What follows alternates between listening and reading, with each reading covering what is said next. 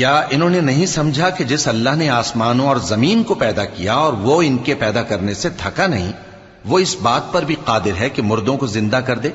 ہاں، کیوں نہیں، وہ ہر چیز پر قادر ہے۔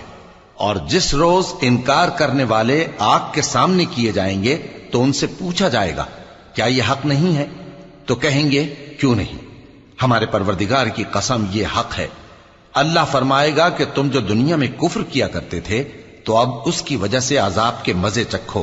پس اے نبی، جس طرح اور عالی ہمت پیغمبر صبر کرتے رہے ہیں اسی طرح تم بھی صبر کرو، اور ان کے لیے عذاب جلدی نہ مانگو۔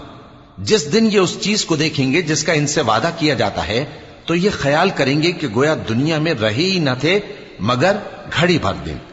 یہ قرآن پیغام ہے جو پہنچایا جا چکا، سو اب وہی ہلاک ہوں گے جو نافرمان تھے۔